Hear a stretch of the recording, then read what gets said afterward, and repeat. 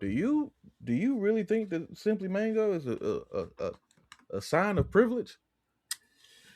I mean, back in being a child, we got the orange juice because it was on food stamps eligible. We Fair. couldn't have extra flavors. That's tough. But I feel actually when you say it that way, I'm like, yeah, you're right. It's been a Yeah. very, very long time since I was on food stamps. I mean, That was hey a man, child, not adulthood. But hey, hey, use it if you need it. We're not. Hey, yeah, no shame here. Feel me? that trauma Steaks. doesn't leave you. Uh, Facts. Steaks on me tonight, boys. Yeah. EBT card just got reloaded. Yeah. Hey, get the dog some steaks. Nah, that's some South shit. Sorry. Like whatever. All right. Um, man. Before I even do the intro, you doing all right? Yeah, I got a The lot going on hesitation. this. Yeah, I I got a feel lot it. going on this month, so Mm, it's mm, it's gonna Okay. be pretty jam packed. I got you. There's I some got you. personal things happening within the next couple months that I am starting to Yeah. stress about. But yeah, overall everything's good. I'm Yeah. starting professional classes. Yeah. Literally the first classes as soon as we're done with this. The hard out makes sense now. Yeah. Well, word. Well, I guess we'll just get to it then. First and foremost, thank y'all for being here. Secondly, welcome back to Shenanigans. This is the Skill Tree, a gaming podcast. You have to say the whole thing. It's like pimp name Pip name Slickback. slip back. Super important. Like the title of the Skill Yeah. Tree, it's the Skill Tree, a gaming podcast. The podcast. Mhm. Anyway, it's a podcast for gamers and whoever else want to listen. It's a lightweight presentation situation. Thank you for being here, because you can be anywhere else in the world, but you are here rocking with us. We don't take that for granted. Hope you're stationed for our sponsor today. Just kidding. They didn't pay me to say that. Like, nah, at all. I'm just drinking Simply Mango, so just heads up. That's what I'm on. We don't officially have a sponsor yet, but we're working on it, man. Like, if y'all want to kick in, by all means, let us know. My name's LJ. That's Travis. Yeah. Anything else? Like, you want to? I mean, I don't know, do with my hands. So like, Yeah. Apparently, my name is now the nomenclature. The nomenclature. Yeah, I like that. That is way too long to put on anything. So I'm bruh. Travis. I have an Instagram that Or do I you? don't post a lot to, but there's that. Hey man, nah, low key, you could have gotten to the foodie bag with your Instagram if you want to. You could. A couple of hashtags, you feel me? You know what I mean? Listen, we can squeeze it out, like for sure. It's another angle of this whole thing. Nah, light work presentation and associated with King ELJay TV. Thank you guys for being here. We got some stuff to talk about today. So I guess we should get into it. We actually, the way that we normally record these episodes, we kind of do them like 1 week in a whole, kind of, sort of. But because so much happened the weekend that just passed, we decided to do this one with a little bit of a quicker turnaround. So if you guys rock with that and you like the timeliness of the topics and whatnot, then we'll talk about it going forward. Like, just let me know how you feel about it. But main topics that we got for today: the Marathon Service Slam from Bungie that happened this weekend. We'll talk about that. Resident Evil 9 also released Requiem with the story of Grace and Leon, aka fed up, aged, pissed off Leon, who probably has hella hoes. That man is done. That man is just done. Fed up. He's over it. He's just completely done with everything. And I get it. Like, that car is so expensive. That is a I don't care about life car. That is like $250,000. Jeez, and he probably got way more in his pension for that. Like, he's been fighting. Anyway, we'll talk about it. Yeah, I have like nerd issues with certain things about the car, but we'll talk about I actually kind of want to hear what you got, like, genuinely, because when I saw it in the game, I said they need to put that in Forza 6. I want to drive that. Oh, I will immediately. Like, that needs to be in there. Like, just seriously. And then we got some quick hits that we might hit if we get to them. We'll announce those as we get to it, but I'm pretty sure we'll have time to at least talk about the new Xbox CEO. Pretty sure. Pretty sure. And then we'll go from there. We got some other ones that we'll talk about as well if we get time. We are on the clock today, though. So we're going to go on and roll into these things. So first off, where you want to start? This is choose your adventure, Trav. What you want to do, man? You want to go marathon? You want to go RE? Let's go RE because you have way more information on this. I am a casual Resident Evil fan. Okay. The only one I've played a majority of would be Resident Evil 4 on GameCube because a neighbor had it when we were kids. Fair. And played it. Okay. And quality. I watched most of the movies because they were mostly free. Yeah. Good news that the movies don't tie into the games at all. So yeah, I know that. But I've watched most of your playthroughs. I've watched a lot of playthroughs for the older games. Yeah, I know Leon is fed up. He's approaching his mid-50s. Let me see. Mid-50s Ada Wong. Okay, I haven't seen her yet. Waiting for it. Waiting for it. The way that you can switch between first person and third person, the way that they have different things going on with that, depending on what you're doing to make them both like a seamless, like but also different narrative is amazing and phenomenal. On the nerd crap, if you can afford a $250,000 car, like it's nothing, you can afford. Because the people who spend that kind of money on a car also spend that kind of money on a watch, and that watch is $2,200. Theoretically, either of us could buy that. Leon should be spending another zero on that watch, but I digress. You're right. That is a nerd point. That is an incredibly nerd point. You did say it, like, but I believed you. But yeah, according to the watch community, I am nothing if I have not spent at least $10,000 on a watch. So I am nothing, buddy. Listen. Oh, no. My Apple Watch was on a payment plan. Listen, mine is still on a payment plan, and it's last gen. It's not even new. What you talking about? Like, listen, no. So no, if you can afford a Porsche Cayenne, you can afford a more expensive only watch. Cayenne I can afford is Pepper. Listen, the yes, that is it. Yep, and that's all I got.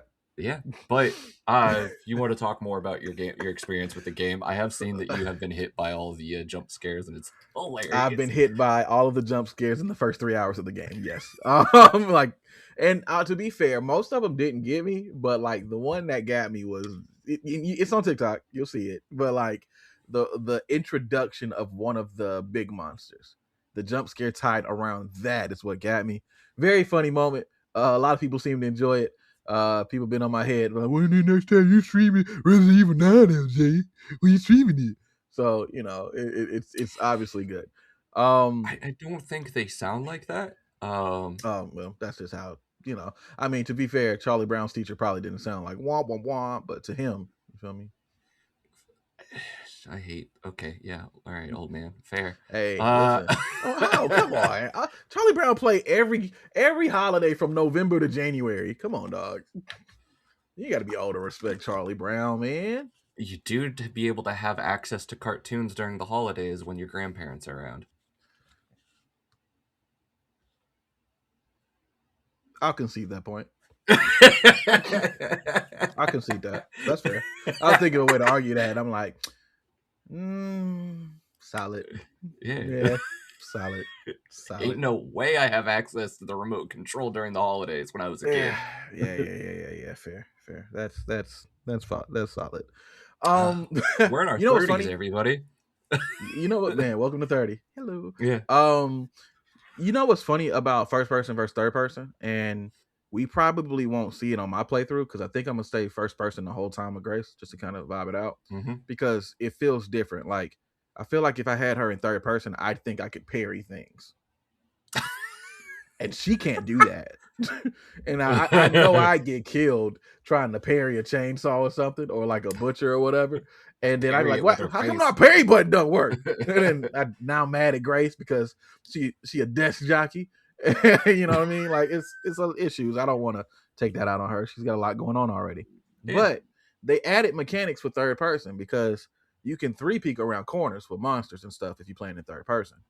But with Grace, they gave her a stumble mechanic. Did you know this? I think somebody in Discord talked about that, and I So just know from my experience, I get pissed off watching horror movies. I don't like horror movies, but I yeah, get pissed off. And if I see somebody of Grace's general look that happens to be in a lot of horror movies, stumble and yeah, fall, I'm gonna be yelling at the TV, yeah, yeah.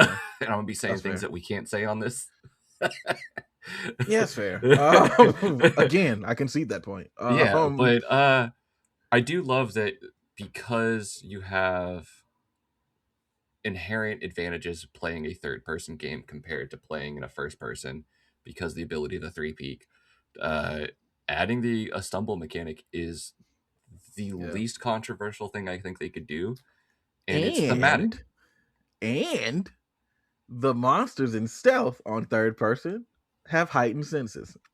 Oh no, Little no, things they did not tell, but no, saw a comparison video recently, and I was like, oh, oh, okay. no. Because they were like, yeah, you trying to three peak? No, no, you're going to be scared today. Like, you're going to feel the fear. At least this first playthrough. Like, you're going to feel it. Yeah, no, So I think that's really that's cool. wild to me. Yeah, I that's cool.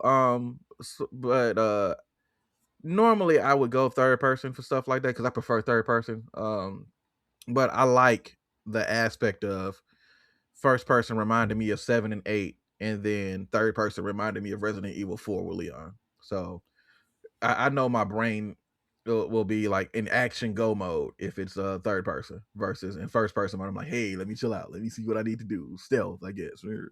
and I think having that split between Leon as a third person viewpoint and then having Grace as the first person lends more to that action style because we all know Yeah, Leon's been doing this for 20 something, 25, 20 something years, yeah, and he's fed up, but he also knows how to fight all these things, and to the point where he probably doesn't care half the time, yeah. and he can't be scared. Uh, I mean, to be fair, he watched the lady get chainsawed, and he watched. And then when the chainsaw guy came towards him, he was like, "Oh, I'll kick a chair now." And I was like, "You could have saved her. You could have you could saved have, her." but But that is the mentality of a man who has been doing this shit for too long and yeah, knows that if he tried to get involved and save her, he might have got cut. So he's like, you know what? mm-hmm. I'm gonna sit here. Fair. I'm gonna get prepped, and then It's, it's like younger trying to. Leon probably would have done like a backflip and then chucked the chair at him. Well, hold But on, it's a lot of game 50-year-old left. Leon A lot of game just left. He kicks it. might have a backflip in him. Hold on, we gotta see. I'll report next week with our findings. But listen, The unnecessary backflips. high chance the backflips there. I'm actually kind of rooting for it. We'll see. You know what I mean? Whatever. All right, look. I'm just saying. I'm not gonna put it past them. But nah, man. My first impressions on it has been really good. Genuinely, having fun with it. As fearful as I've been playing the game, like the pressure in the environment is like super tense. Mhm. And I realized that like a lot of people aren't playing the game the way I am because I watched the homie of mine. Shout out to Ill Strife, the homie Kevin. I was watching him stream it, and he had his brightness cranked up to like 200%. And so this buster, right? I can't say what I want to say. I'm trying to keep this like Listen, PG, but like this it's a vibe, and I agree with that vibe. You know, you play bro. at noon, you turn all the lights on, you turn the brightness to Hell no. 100%. Listen, You got some jazz in the background. You hard got counter. some. No, if you gonna do it, do it. Don't play with it. Don't play with it. Don't play with it. Listen. So he's going through that first part, right, where you get to like after Grace has been kidnapped. I mean, we know Grace has been kidnapped, so that's Mhm. everything that's in the trailer. So that's not a spoiler. But that part, though, everything's dark initially, very dark, and he's got the brightness so high that he didn't even need to go get the lighter. He could see everything. Huh? So like, of course, me and the homies on his head, like, no, go. I literally interrupted him during his show, like, hey, stop, hit pause, go to your settings. Like, no. Show me real quick. No. Show me real quick, because he was saying, no, it is on normal brightness. I'm like, you are a liar. No. It's like, nah. HDR on, gamma high, brightness high. Man. Yeah, y'all just watch then. Listen, if you're gonna experience it, experience it. And you know it's crazy because I don't even like horror games like that or horror movies. I definitely don't like horror movies. Like it's like a zero tolerance with horror movies. I don't have with horror movies, horror games, haunted houses. I don't. Yeah, for real, right? None of that. That's real. But like for me, Resident Evil, yeah, it's got horror elements, but it's like horror elements that's like, it's not like the type of horror I don't mess with, like possession and ghouls and all that. You know what I mean? Like, I don't mess with ghosts. Bro. It's like zombies and remixed versions of zombies and infected people, and it's like World War Z or Dawn of the Dead. Okay, cool. I can do that. So even though it's a horror game, it's like one of the few exceptions I have, and I think they're realizing that there's a lot of people there that don't do that, and they're adding elements into the game. Like, yeah, we're gonna make you play it anyway. So yeah, give me a way to fight back, and then I might think about it. Actually, no, give me a way to fight back, and then have the homies with me too. Yeah. And then I still give it a 50-50 of whether or not I say, oh, that's cool that you guys are playing that. Have you seen this game called GTFO? Okay, so it's an older game. It's an older game. It is a 4-player co-op shooter, right? And quite literally, like, it's like it's a game I've always wanted to play with homies, but it's only on Steam. It's not on consoles. And it looks nuts. This is like the Russian one, right? Where it's like where the dude, like, there was one where it's like, is this where they like there's like doppelgangers? So like you have to know. Oh no, that's different. You are thinking of you're thinking of the I forget the name of. You're thinking of Repo. Because it's like, I remember watching a TikTok where it's like this dude's standing there with a gun, and then this guy's running at him, and then all of a sudden you hear his buddy yell, "That's not me, that's not me," and then he mag dumps him. Oh, okay. I don't know what you're talking about then. No, I have no idea. It looks like this. But well, actually, you know what? I've never played GTFO, so it might be. Okay. That would be crazy. Anyway, I'm just saying, from all the qualifications you've given, this would be a game that you would play, right? No. I thought you said it was 50-50.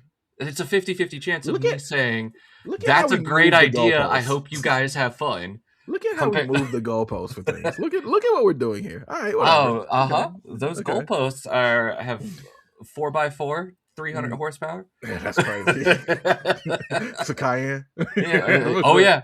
I get it.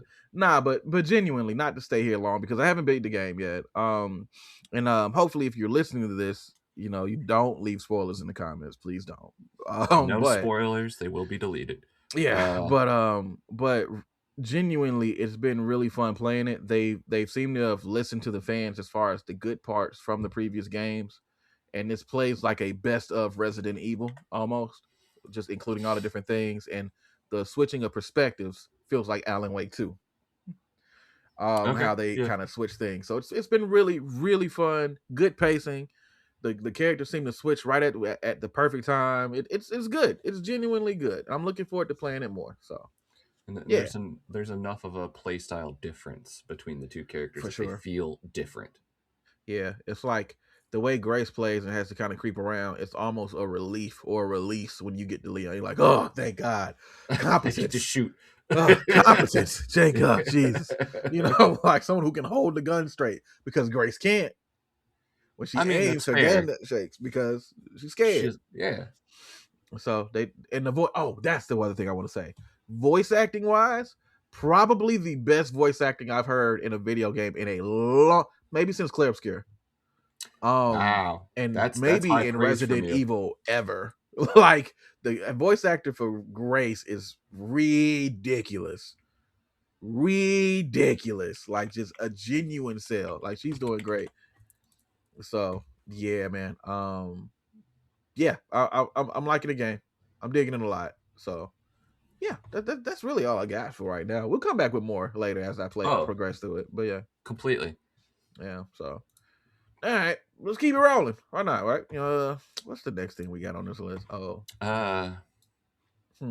Stolen assets. I mean, server slam. How many times will he make the joke? As many times as you need to. Oh, every time. Yeah.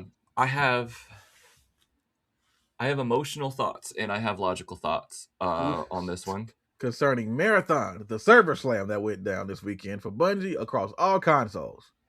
Yeah. Got to play it with a lot of people. Played it with the homie Jamal, played it with Travis. Homie Paul jumped in to play it, played it with a few other people, played it randos. I played it solos. I played it duos rando. I played duos with Jamal. So I played it almost every way that you can play the game to kind of get a feel for it. So that's my perspective on it. I want to say maybe if I had to put hours on it, probably like 6-7 hours I put into it. Okay. My character was like level 15, level 16, if that helps you gauge it. So, yeah. So I only played with you and Jamal. That was only thing I played with. I Bungie did Fire watch, Team back at it. I feel it. yeah, the OG Fire Team. I watched a lot of people play it. I talked to a lot of friends who played it. I talked to a lot of people who had played it on not only Xbox. I talked to people who played it on PlayStation, people who played it on PC. Thoughts from multiple people. Their thoughts are most of whether or not it's an echo chamber based on because of the people that I surround myself with. Their thoughts are mostly similar to mine. One person who he equated it to a not polished, less than version of Tarkov.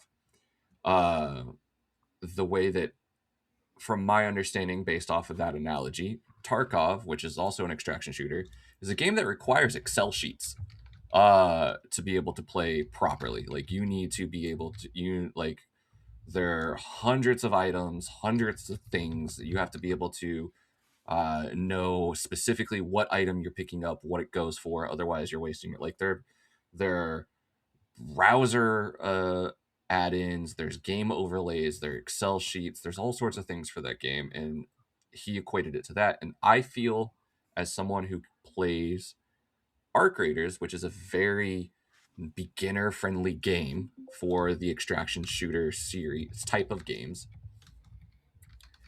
that he's not wrong. I personally, from a gameplay standpoint, it's a Bungie game. So it's a Bungie game. So the gunplay is going to be fantastic. It's just going to be great. It's a Bungie game. They've had it down since from Halo. The abilities are going to be good because they have that from Destiny. I enjoyed that part. I did enjoy playing with the friends, but I didn't enjoy the game overall. From people who have modded games before, like the community, like people who mod Skyrim or Fallout will know what I'm about to mean here, and the people who played really crappy games will know what I mean. The art direction to me feels like a game where the textures have not loaded and all the placeholder textures are there, and that's just like the art direction for me. It's a no for me for the art direction. But overall, the gameplay, the excusing the gunplay and the abilities, I just not a fan for me personally. I don't enjoy the inventory system is convoluted. The way that you use your quick skills from a default mapping standpoint of having to hold for a controller, you have to hold down on the D-pad, use the right analog stick to select the thing you want, and then hit the right trigger, which is not very intuitive for trying to use a quick ability or a quick item. The button mapping didn't seem very well thought of. There's too many items. There's not enough delineation from like just looking at them. You can't just look at an item in your menu in your inventory and immediately know what that item is. So those are my personal issues with the game. Like every game I play with you and Jamal, I enjoyed my time playing with you guys, but that's because I enjoy playing with the homies. Oh, This is not a game that I will pay $40 for. This is probably not a game I will pay $10 for.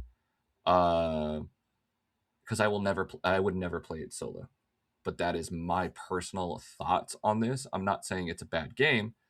It had its issues, especially for PC players, but overall, it's a Bungie has burned every bridge in leniency with me with the way that they've handled a lot of things for the development of this game and Destiny. I gave this a shot. I gave it a college try, even more. I gave it a university try, more than a community college. I will not be playing it probably. Okay. All right. Off to LJ, All friends right. and family, Hand as off. he's typing away. Hand, hand off the baton. Yeah. Let me And lock in here. No, when it yeah. releases on March 5th, I will wait a week to play Crimson Desert instead when that releases in March Yeah. Feel 19th. that.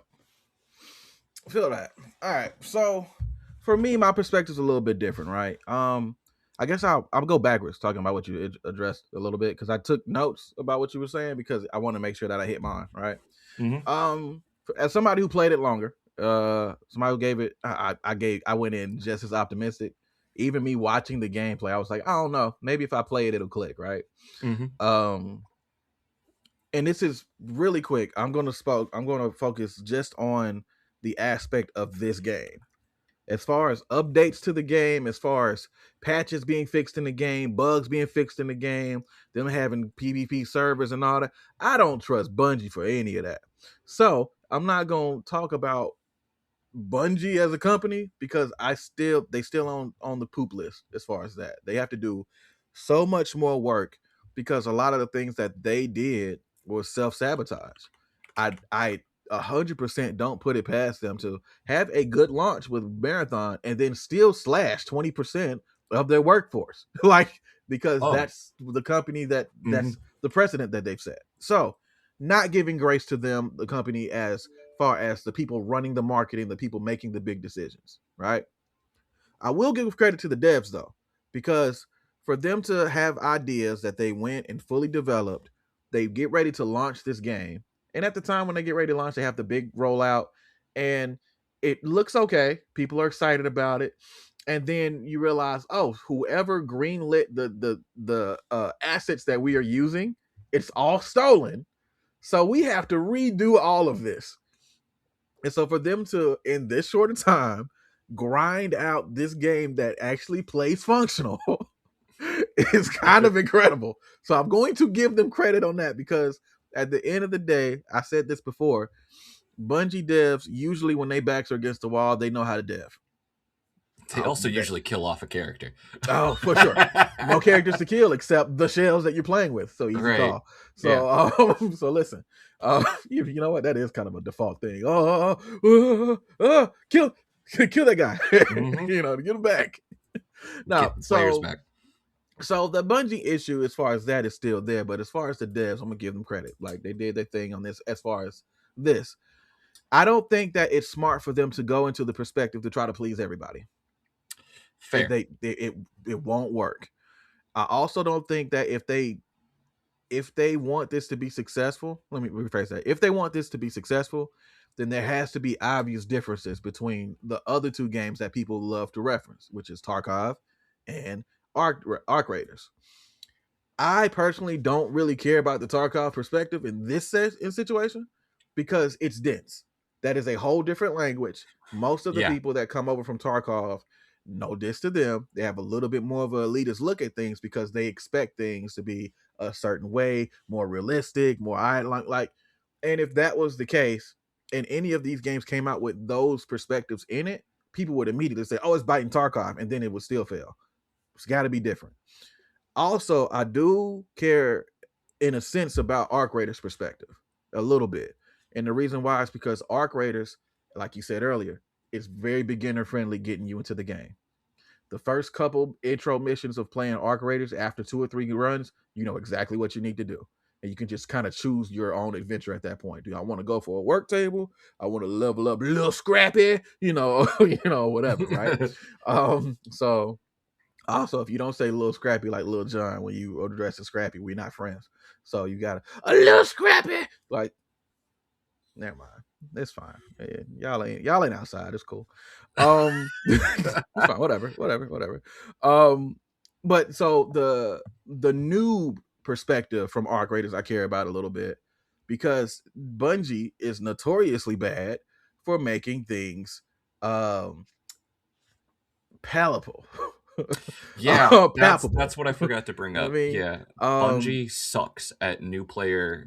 God, Anything the new player experience And this game definitely felt like it's the new player experience was not there, Yeah. in my opinion, and like every Bungie game. Uh, Right. and that's I, not something that they should be known for, is having a sucky new player game experience that takes veterans to bring you in when there are no veterans for this game. yeah. Uh, so yeah. So, in that regard, as far as that, it's like, okay, yeah, they have to work about smoothing things around. Even the UI, it did get to a point after I played this game for a few hours where things suddenly started to click. And when it started to click, the game opened up, and I was like, oh, okay, I'm understanding it. And then that's when I got interested to play it different ways. Like, oh, let me see how solo feels. Let me see how duos feels and all that. But it takes most people will tap out by the time the game clicks. Most casual people Mm-hmm. will tap out by that point. And that's unfortunate, but that is a design decision that they had to make because they're leaning into the marathon thing, the 94 Linux computer or whatever you want to call it, right? The whole perspective and oh no, my Dell got, whatever, you know what I mean? And so it's like they're leaning into that. Okay, that's perfectly fine. So the art direction, you mentioned that earlier, right? I don't like the art direction except when I'm playing the game. The UI that's in the regular menu and all of this stuff, Oh, I like hate it. I'm I'm not a big sorry. fan of that 94 feel. Like it don't really jive for me. It does tell a cohesive story. I will give them It that. does. Yeah. But the only time I really like the art direction is when I'm in the game and I'm moving around and I'm looking around, and I'm seeing everything in action. And then I think it looks great. Like I genuinely think it looks cool. Like they did something really cool that's colorful, that is unique, that cannot be replicated by another game. I will give it that. Like so Yeah, I'll give them so that that their what? art style is unique, but their menus are so bad. Agree. The UI is bad. The UI, but I don't even know how you would fix the UI. Like it's weird. Like There's too many sub menus. even the infiltration, the exfiltrated screen at the end when you've made it or got out or whatever, when you're standing there and then they put the text across it, but the text is a completely different font from the rest of the game. Like it's weird design choices, but whatever. I'm not gonna rag them for that. The thing I will rag them for though, because again, art direction is cool and all that. A lot of the areas feel empty when you're looting. Like you go into a room, everything's colorful. Sometimes you're not even attuned to what you're supposed to loot. But then when you get attuned, sometimes you can go into a wide open room and there's one thing to loot and it's a depleted shield pack. Like it's like, huh? So as far as the looting aspect, a little leaves a little bit to be desired. And I think it pushes you towards interactions with robots, or they call them AI, but I call them ads, towards robots and also people. Like this is a PvP VE shooter, as opposed to Arc Raiders being PvE VP. If that makes sense, right? Yeah, I will give them that one is one that I will say that Bungie did a phenomenal job, and I will give them their flowers on this very specific moment of they Arc Raiders is a social test that that a lot of the population is currently failing. Most of them do, especially in trios. Yeah, Marathon, we've already failed the test. This is after it. So it's, you know, every single person that you're going to interact with in Marathon, and they have made it very clear from the jump, from the styling, from the narration, from everything they've ever done, is say that if when you see another player who is, as in another person, shoot. Mm-hmm. We have gone past the social experiment of, we are all sent out here for the same exact thing to help the same group of people. Why would you bother shooting someone when you have the same goals to Right. help the same community? No, we are past that point. You have all failed. Shoot. And I Yeah. will give them, they have done that phenomenally, that I go in expecting to shoot people. Yeah. The PvP aspect in this game is first and foremost, and Yeah. it's refreshing to a degree for me because there's a lot of mind games in a lot of the other extraction shooters like Arc Raiders and stuff, right? Where it's like I don't know if he's friendly, and that's one of the things that's the hook of Arc Raiders is that your interactions can go left or right depending on how things go, and you got to be prepared because the human element is gone in this game. It's fire on sight, Yeah. and Straight on site. And when it's fire on sight, it changes your perspective. It's like, oh, okay, well, let me just be ready. Yeah. And that's cool. Also, I will say this too. I don't know if I told you this when we were playing, but I think they realized that there's a lot of little things that you can pick up, like because there's a lot of little consumables, like oh, you can get infected with a virus, so here's a fact for that. So they had the down on the D-pad was like a smart option, so that whatever was the last thing that affected you, it would default to that by like automatically. So if you got hit, let's say for instance, if you got hit and it took some of your shield, the shield pack will be down there for you to use immediately. If you got hit and it cranked into your life, then it defaults to health. If you got hit, it defaults to your life, and then you get infected, it defaults to the infection thing that you can use to do that. And the entire time I used the smart thing, it worked. I expected it to not work. I So genuinely was putting myself in situations to be like, oh, it's gonna jank up, and it never did. So I'll give them credit for that. But I think that's something that unlocked for me after a few hours of playing. Like again, this isn't a yeah. immediate thing where people are like, oh, okay, I can just do this or whatever. Like, or get used to it, you know? So you'll Yeah. give them that, but I will take away from them for that simply because if they had a proper new player introduction, that should have been, it's the typical thing of you're in the new player introduction, you're going through your stuff, you get shot, you take damage, and then the game tells you, oh, by the way, you can use the wheel or just hit the Yeah. button.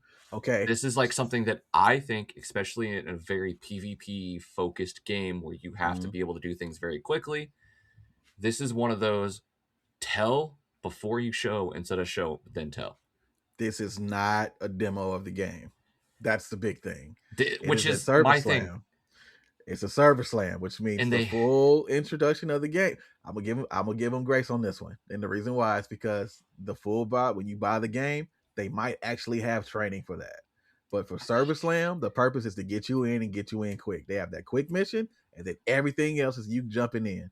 So like they didn't even have all the characters unlocked in all the stages. So it's like the purpose was to get people in, and you can try the game if you want, and if you lock in, cool. But the purpose for a server slam, specific, like not even like an alpha or a beta, a server slam is to stress test.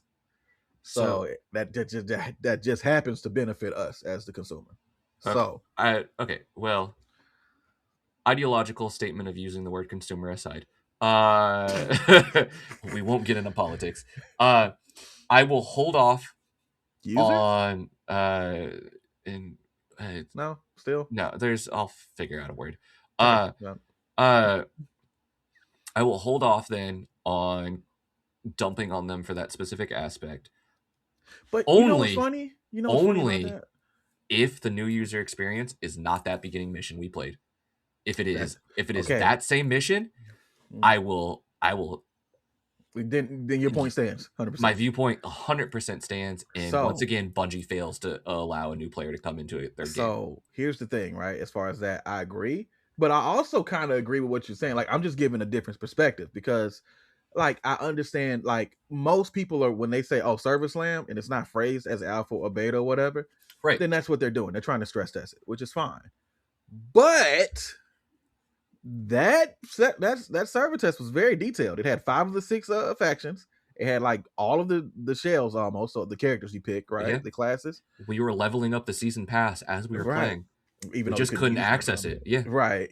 So it's like, It felt like it was the game, so they could just have not fully. No, they didn't. They just had a couple things behind locked doors. So if that is the intro mission, everything I have said about Bungie, and I am cussing at this moment, everything I've said about Bungie shitting the bed when it comes to new player experiences. Sorry. We want to keep this PG-13. So everything about Bungie Well, in shitting the that case, bed. I got one F-bomb left. Hey. But yeah, Bungie continuously and explicitly, since Halo 2, shits the bed on a new player experience. Yeah, that's facts. I will say one thing too. Not even to counter that, because I agree with you. A lot of the codex and stuff that you unlock felt a lot like Destiny 2's codex. Like And when you then, go in to get like bright dust and stuff. yeah. To the point, I feel like they're going to try on the back end to connect this to Destiny.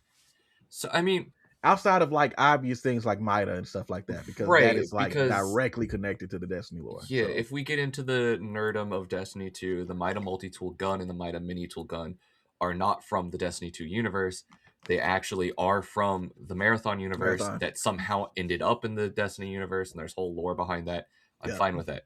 But yeah, the codex, to the point of, like the Destiny 2 codex, unlocking certain things in the codex gives you in-game items.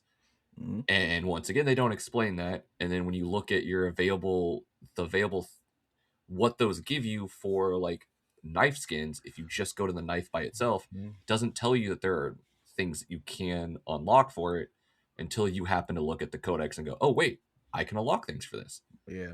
So two things on that, right? One, agree on that one, but that only agree because Arc Raiders spoiled us on that. Yes. Because Arc Raiders has it where you can go in and you can see all the things on almost any screen that has to do with that thing, right? One. Two, well, I had a good point and I forgot it. in Destiny, if I were to go to my favorite hand cannon in Destiny right now, Malfeasance, and I looked they at added it late. they added, not, I'm not talking about the weapon itself, but if I I know. went into the The skins. description of the weapon in the actual like regular codex and looked at the Mm. gun, it would say these are the skins that you can unlock for it. They added that late. It didn't used to do that out the gate, bro. Yes, not for, yes, like you could go into the codex of and you could see what skins were available for the exotic at the start of Destiny 2. Granted, we had only like 4 exotics. Oh, and man, unlike my RNG and D1, I had all of those exotics. But no, RNG sucked. I had to brute force everything, bro. So I yeah, you don't, got it. I had 2 exotics in D1 and I bought one of them from Xur. Yeah, I but was about to say, free to play? Okay. no. Oh, yeah, look at you. Anyways, Pay to win? yeah. My personal opinion, I will not be purchasing Marathon. There was on Game Pass, something. yeah. It's not gonna be on Game Pass. It's it probably would make more money if it was on Game Pass, but whatever. Yeah. Or if they made it like free to play. Yeah. Like just genuinely make it free to play where you get 1 or 2 characters and you have to unlock the rest of money. Yeah. Go the Dead or Alive route. Yeah, but no, I'm not paying money for this. For me, I would pay for it, but the only reason I would is if I had a team to run it. Like for me, 40's high for solo. Yeah. A 30 ball I would do. I would do a 30. I would legit do a $29.99 after tax, $31.98. Like I would, that's my $32 is my cutoff. Like I would do that.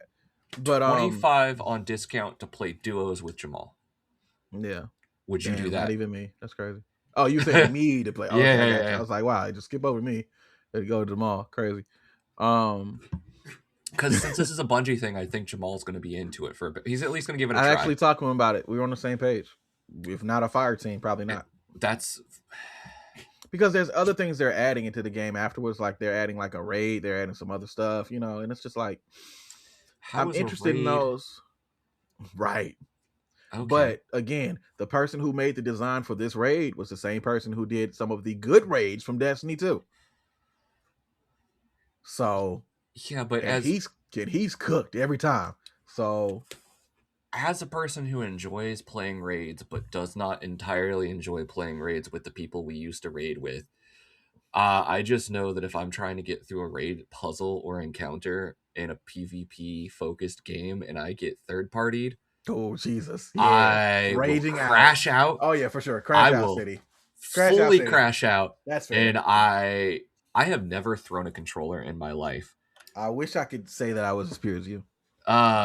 Because I understand how much they cost because I bought them myself since I was a child.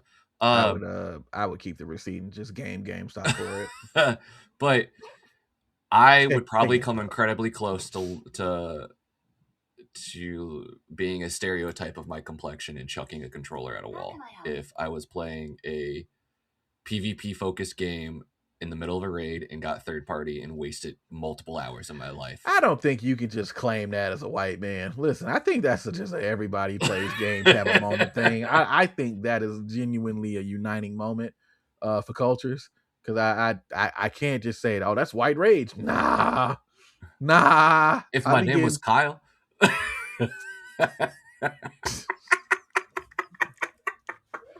If I lifted up a monster instead of a water. I am. You said cow. There's 3 different jokes I can go with that one, and I'm trying to not do either. That's fair. Okay. Man. But yeah, we have our thoughts on overall, I didn't hate it. Here's my sign off comment on this is that everybody that I've talked to for the most part said, yeah, it's cool. One problem: Bungie don't really need a cool. No, they need a home they run. do not. They need a home run. They need a home run, and this was not it. I don't think initially for most people this is going to be that. Now, some people's going to love it and they're going to say it's great, I enjoy it, and that's cool because this is the type of game I think needs to find its core fan base and then feed them and then let that draw other people in. Like the whole reason I downloaded the demo was because, not to give them shout outs, but I saw Tim the Tatman and Burnt Peanut playing it. And I saw like their back and forth banter and how they was talking and having fun. I was like, I could see me having fun with that with the homies. I get that. That's chaotic. Like, especially depending on how you play it. Cool. Yeah. So that's what made me download it. So I to also not give a because it wasn't Astacross. Right. To also not give a Twitch streamer a shout out, but also so it was Battlefield streamer back in the day, Stone Mountain 64. He was playing it with his friends, and I could tell it's his type of game, and like also with Burnt Peanut and Tim the Tatman, like because they played past the 2-hour usual minimum sponsor play. So you know when a streamer plays past 2 hours, they most likely either, as long as it's close to 3 hours that they've played, they usually actually like the game. But if they hit that 2 hours or 2.5 hours, and then they're like, I'll play this off stream. It's they hit the sponsor limit and then don't like the game. But for the people who play these types of games, who are very into these kind of extraction shooters or are very much into PvP games, I think it'll hit for them. I play games to play with friends or to be given a really great story, and I didn't get in either of those. Yeah, I don't even want to talk about the story. Very convoluted out the gate. But it's because I was trying to play the game, to be fair. I'm pretty sure it'll make sense if I like follow along. You're like this shell and you're being recruited by other factions. Cool, but that don't really cater to me right now. So I wanted to see if I like the gameplay first. Right. And I'm cool on it. Like, it's cool. I will say this though. Really quick. I think it's really cool how this game, your goal is to go in, you have to deal with ads, and you have to deal with invading players, and then you have to take your loot and bank it by coming home. I just want to say this don't feel like Gambit. Okay, all right, cool. All right. No one said it. Everything's Gambit. It's Gambit. But all right, but okay. You know, it's just it's Gambit remixed. But whatever, man. Next time. Bungie creating a game mode and then abandoning it a year later. Anyways, to make another game mode with the same things. And yeah, okay. I will never get past them saying, "Hey, Destiny needs dedicated servers. Destiny needs a strike force. Destiny needs all these different things," and they being like, "Hey, here's Marathon with all of the things that you said you wanted from Destiny." Like, they're never going to live that down for me. That's crazy. I will die on the hill of, if you took the team that made Marathon and you put them into the PvP team of Destiny, and then you took the story people from Marathon and then you put them back into Destiny and then made a Destiny 3. I think, because at this point, I don't care. Like, the greatest part about D1 going to D2 was the character wipe. Yeah. And if you gave me a D3 right now and you said, oh, all this crap has happened, you lost all your stuff, give me a good reason for it, you'll get more people back in the game. But instead, they took everything that we wanted for D3/D2 and then said, oh, by the way, we're putting that into Marathon instead. I'll even volunteer Zavala as Tribune. I'm fine with that. Yeah, he can. Hey, have it. D3 start up. He gets killed, and then we're like, "Oh no, Zavala!" And then we get angry. We get blindsided by something, lose our weapon, or like, let's say the tower blow up, right? Yeah. So, and that means, oh, all your items was at the tower, so you don't have access to your items no more because it blew the fuck up. Yeah. Okay. All you got to do Whatever. is pay Keith David. He'll make an amazing final speech. And then, first of all, this is a tangent that I'm angry about.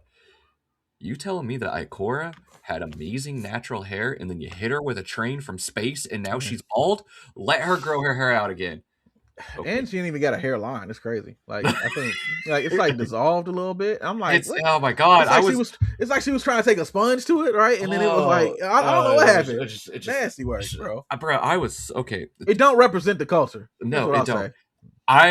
Jamal was laughing because I think he was in the game party when I saw that cutscene, and I was like, they gave Ikora used to have hair, and it was great hair, and then they got rid of it.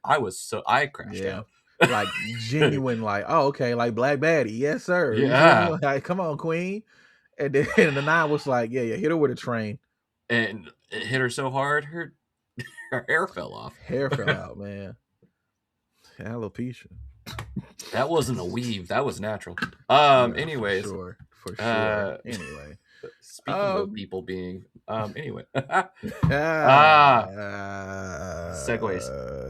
Pretty good segue. Yeah, we Xbox, got time. Let's hit the Xbox CEO. Speaking of AI, yeah, Phil Spencer. We knew that Phil Spencer was going to retire. We've known for a while. And then we were all under the very heavy assumption that Sarah Bond, right? Sarah Bond was going to take over. She was part of the Xbox Anywhere movement, which I personally think was a great idea. Put Xbox I do everywhere. too, but what's weird is that a lot of stuff coming out from inside. Now, here's the thing. We got to be careful if it's smear campaign stuff or if it's actual details, right? Because that happens a lot whenever black people get fired from prestigious situations, or people of color, or people of like minorities or whatever, right?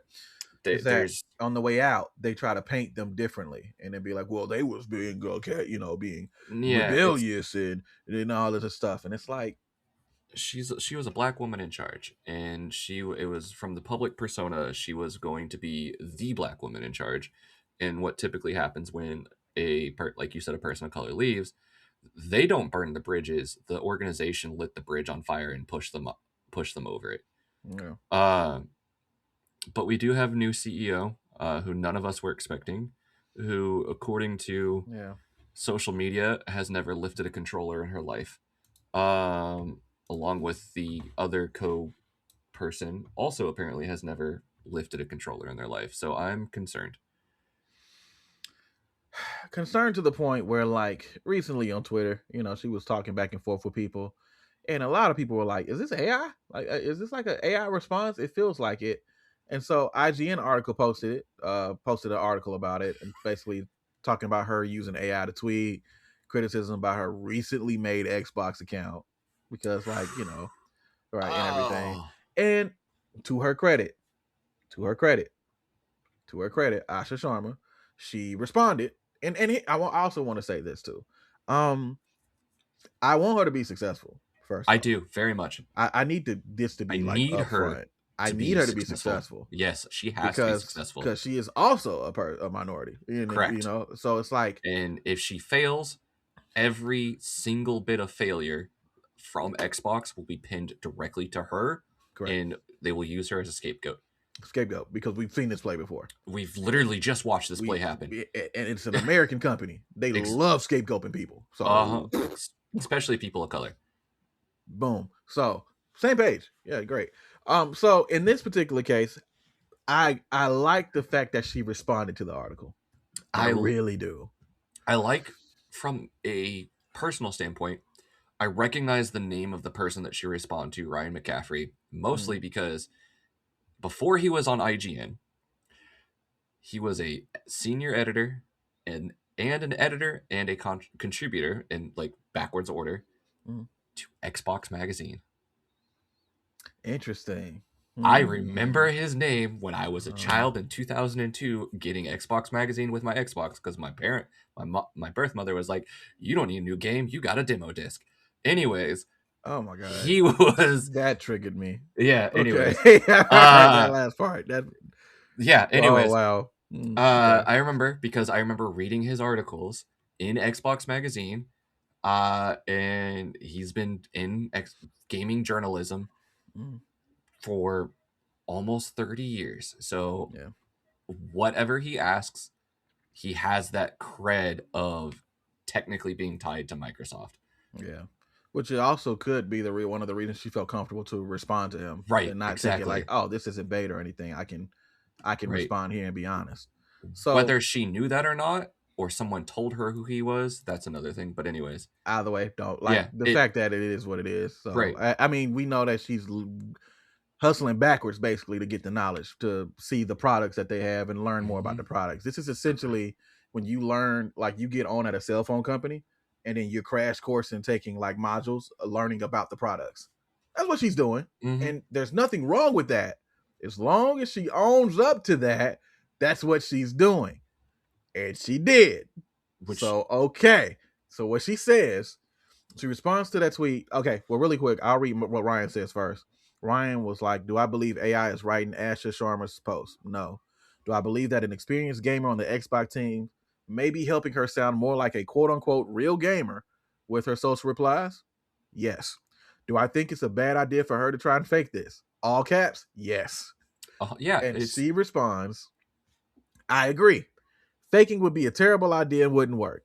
I also didn't expect my gamer tag to blow up, and the reality is more boring. I created it recently to learn and understand this world. I play with my family, and it's a shared home account across devices, which you can see in the range of games and achievements. Fix that this weekend, and everyone is only playing on their own gamer tags. But I get where this is coming from. I don't pretend to be the best gamer, even though I'm playing. That's still not my goal. My focus is to make Xbox the best place to play, return to our roots, ship great things, and become stronger for the future. And yes, I'm writing my own posts." Okay. okay. So from I know she has an assistant from someone who's worked in Oh, for sure. specifically someone who's worked in radio journalism, someone who has worked in selling things, and someone who has been a gamer his entire life. Return to our roots should have been return to its roots, simply because as a way of showing that she's not actually a part of that yet, but she's working towards it. Anyways, Mm. uh,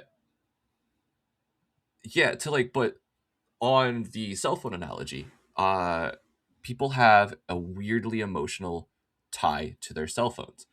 Um, Gaming is the same way. People have a very emotional attachment to cell phones. It's not weird because I can expound why they have an emotional connection.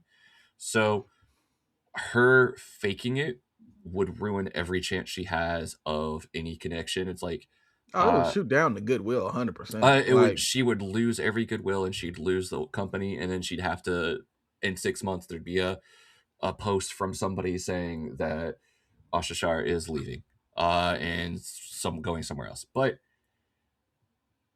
as long as she puts forth the effort and has an actual attempt on making forth the effort, I hope that she does that. Um, we all have mental health struggles, random yeah, I don't know person. why they popped up. Um, Anyway, I will shout out the video though. Shout out to Tony Weaver Jr. He been kind yeah, of cooking low key. All right, go but ahead. to scroll further down on the page that we're both referencing, from my standpoint, I hate exclusives. As a person who grew up with because someone was asking her, "Hey, I hope you understand." Quote, uh, as the new Xbox CEO, I hope that you understand how important exclusive games are and how games like Halo, Forza, Gears, Fable create an identity for Xbox's players. Da, da, da. I think exclusives are the reason we're in the way that we are with the gaming industry currently. I personally think that exclusives are bad. Yes, they help create a specific identity, but they also alienate and segregate your player base and remove the ability for others to enjoy your game. I think adding Gears to PlayStation was one of the smartest decisions that Xbox has ever made. PlayStation continually keeping all of their games behind a locked gate is incredibly terrible. I don't care about Nintendo. Nintendo is never going to do anything with gamers in mind ever again in their lives.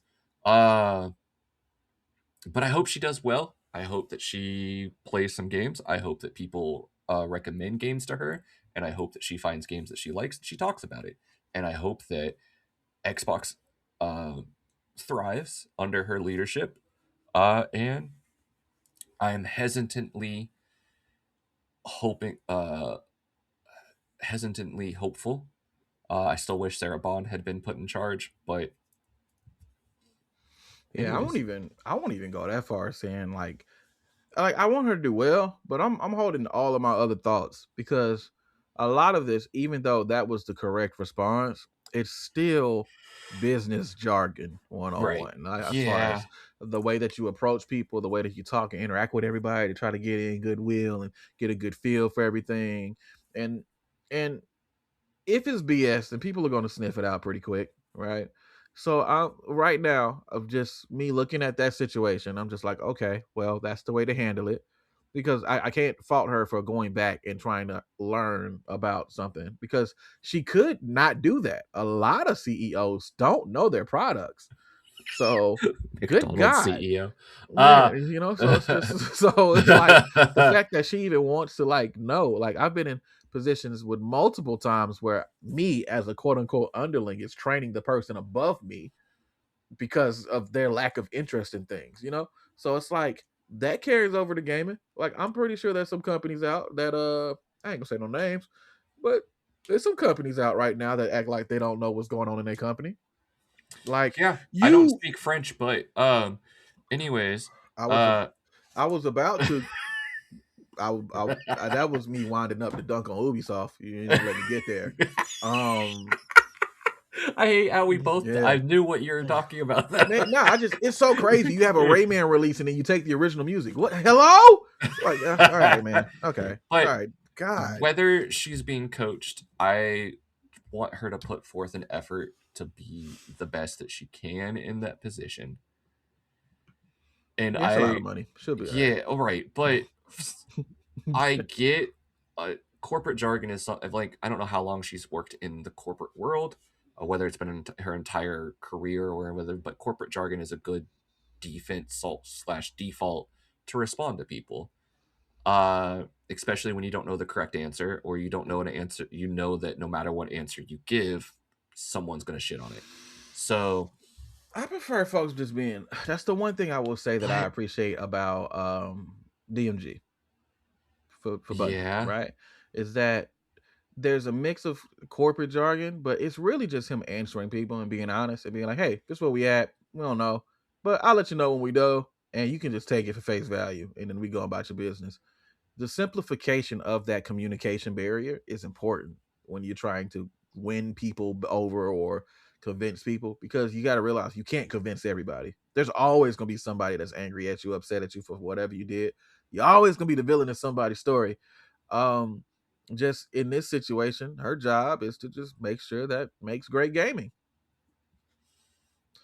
So yeah, to your point though about PlayStation gatekeeping, you did see that they said they're not bringing any more PlayStation uh PlayStation exclusives to the delayed release for PC, right? You remember I told you that? Remember I told you that was gonna happen? I I said as soon as that Valve they dropped the console, I said, oh, PlayStation not gonna like that. Sony's not gonna like that.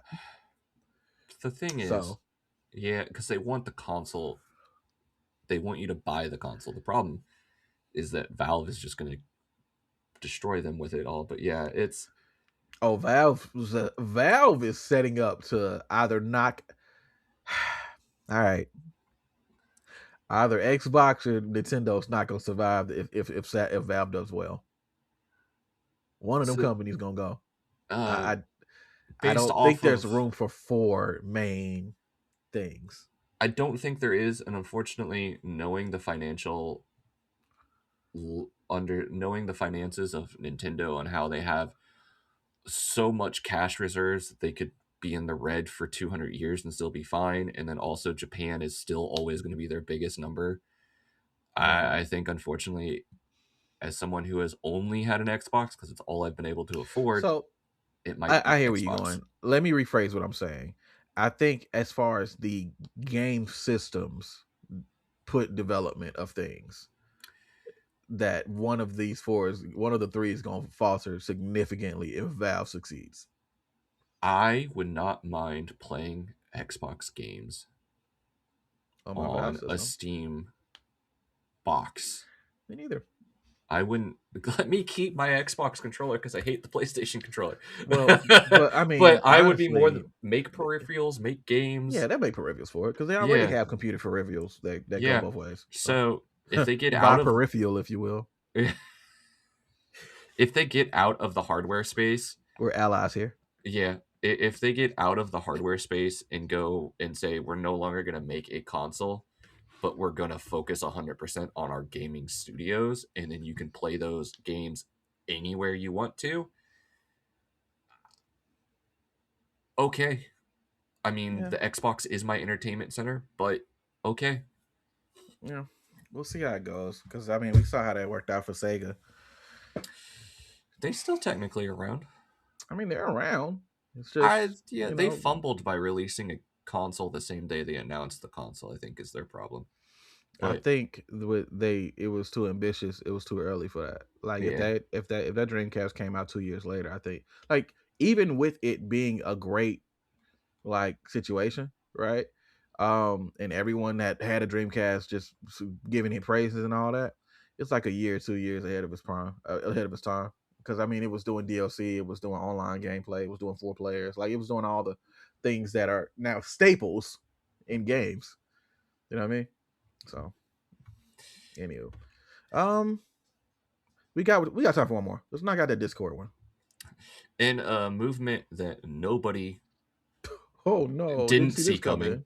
Oh Yeah, my god, what a didn't surprise! Oh. they are delaying their global ID verification that we all knew was going to happen Yeah. uh, till the second half of 2026, which means that it's going to be brought up again. It'll get delayed again.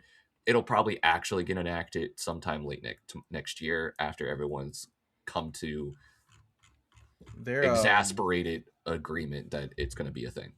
their statement that they put about policy and safety, that was wrote by the guy who created it or whatever, was actually pretty cool. Like I understand what he was trying to say as far as everything. When I say cool, I mean like it was well worded, it was well written, and you understand what he was trying to accomplish with it. Mm-hmm. The bottom lines of it, couple of things. One, he's saying for 90% of users, nothing's gonna change. You won't be able to like. He's saying that you won't have to do anything as far as identification, blah blah blah. He say for the 10% of people, they saying it's gonna give you options, and it's designed for you to only identify your age, not your identity. Still feels like a half measure, and I'm nervous about half measures because slippery slope. You know what I mean? But if everything is how he's saying, and he's saying you could, he said if you choose not to verify, you can keep your account, your service, friends list, DMs, voice chat. You just won't be able to access age restricted content or change certain default safety settings. We don't know what those certain default safety settings are because that is also what we call business jargon. That is a term. What that term entails, we would have to look, and he does not go into detail on this article about what that is. Okay. And it talks about how it works around the world. I mean, it's very clear. If you have questions, it's there. He talks about missing the mark on it and all of that stuff. And look, this is the second. This is giving me Bungie vibes. As far as we're gonna do something. Oh, they're reacting to it. Okay, that's fine. They're overreacting to it. Okay. Oh, everybody's okay. Oh, peel it back. Peel it back. Peel it back. Peel it back. All right. Everything's cool. Cool. All right, put it out. Okay. Yeah. They're reacting to it. Okay. They overreacted to it. They didn't. Okay. We'll keep it there. Like, and that's that overplay, peel back until they get. It feels like negotiation tactics when you're like at a pawn shop because you shoot high. You know what I mean? And then you know that when you go in and you want to sell something and you know it's worth 100 and you say 450, you know they about to come back with a crazy number. But right. It might not be as crazy because they might not know the situation. So if they know the actual value, you're screwed. If they don't, and they say, "Oh, I don't want to pay $450. I'll just pay like 300, 350, 300, something like that." Suddenly you have leverage, and suddenly you can push things further than what you need to do. This feels like that. Yeah. This feels like that. This is pawn shop etiquette, sir. So even though well-written article, still concerned, still gonna keep an eye out for it. Still don't 100% trust them because of the timing and the proximity to their platforms being used for a lot of important things around the world, and suddenly they're trying to gatekeep certain things. Why is that? Yeah. And people use the whole kid argument for a lot of stuff that isn't what that is. So No. I'll keep it gaming, but there's other things that have age verification suddenly where it is a slippery slope as well. So I'm done. You can go now. Yeah. Oh no, you said everything I wanted to say on it.